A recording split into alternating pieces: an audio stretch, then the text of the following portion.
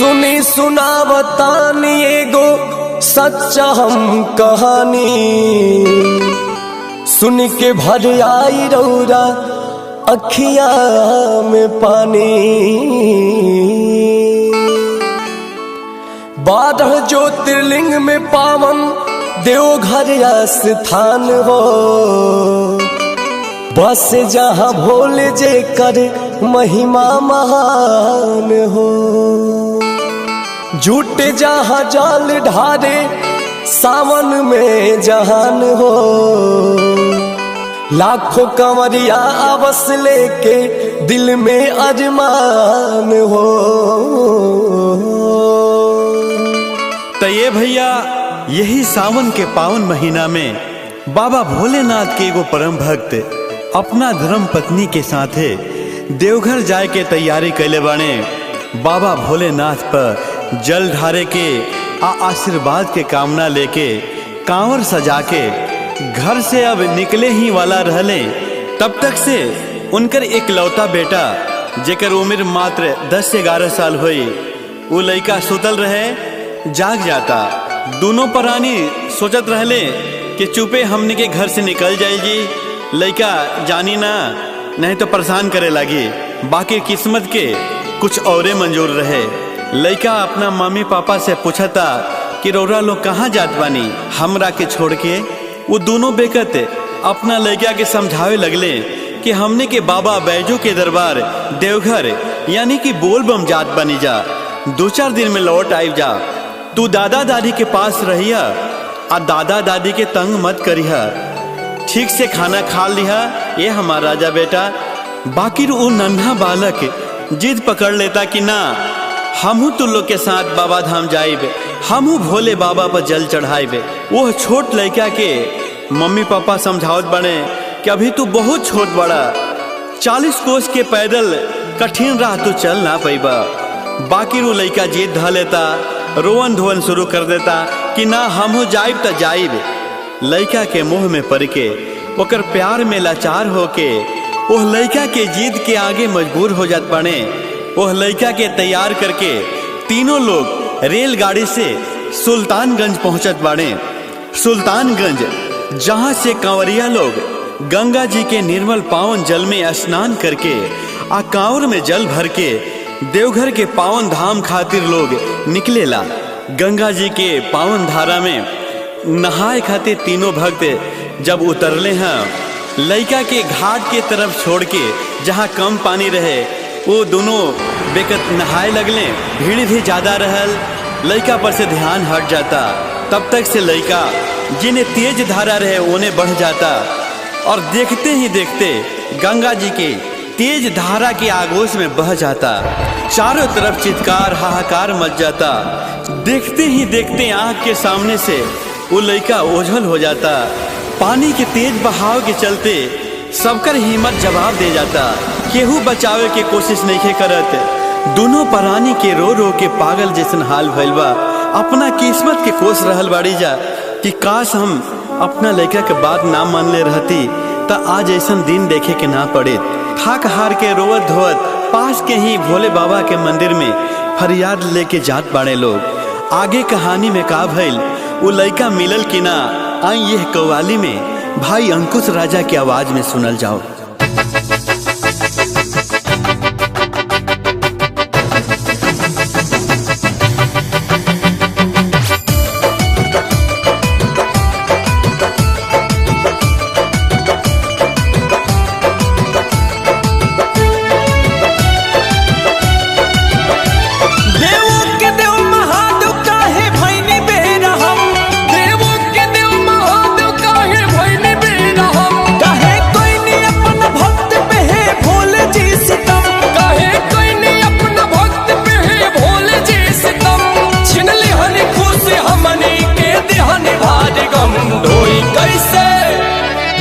कैसे बाबा रावर कांवर लुट गईल दुनिया दर पे रौरा के, लुट गईल दुनिया दर पे रौरा के। धारी जल कैसे आप रौरा पर लुट गईल दुनिया धाम रौरा के, लुट गईल दुनिया धाम रौरा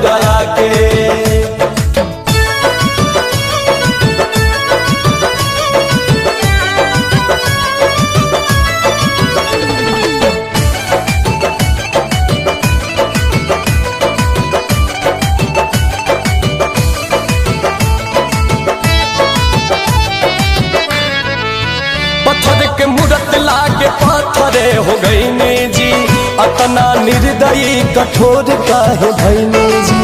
अस लगा के हमनी धाम रौरायनी जी, लाल के छीन लिहनी काहे ना बचैनी जी। कहीं को बेटा रहे कैसे अब रहब जा, कौन मुँह लेके जाइब घरे का कहब जा।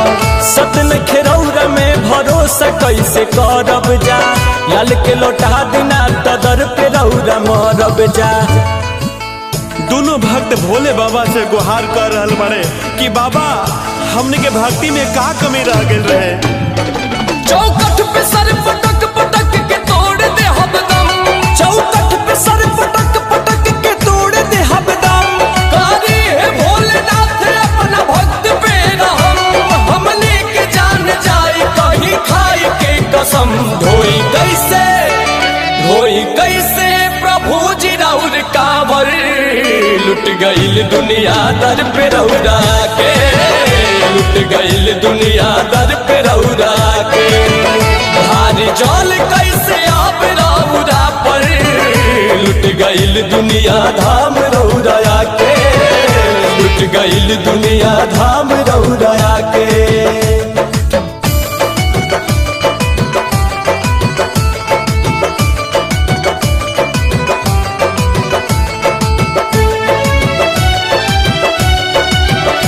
महिमा के राउर सोच अब के गाई, शक्ति पे सभे रौरा अंगुरी अब उठाई। सनबा झूठा आज मान हम गईनी जी, करके भरोसा झूठे दर्शन करे आईनी जी।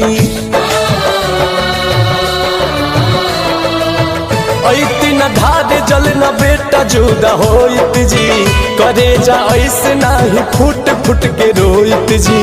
हई भगवान तो बेटा के हमारा लौटा दी, हे भोले बाबा चमत्कार आज देखा दी।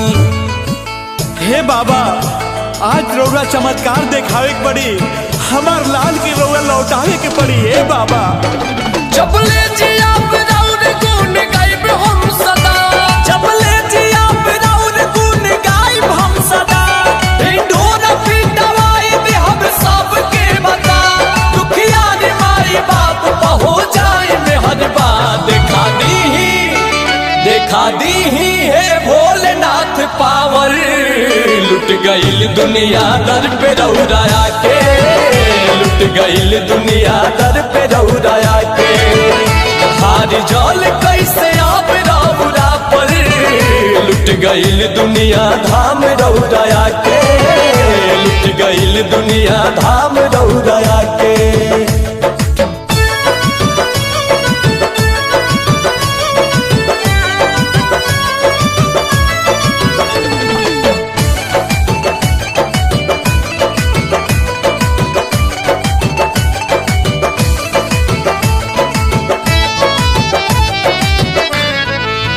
जो न लौटा सकब लाल के है शिवदानी, दोनों पारान के भी छीन लिया जे जिंदगानी।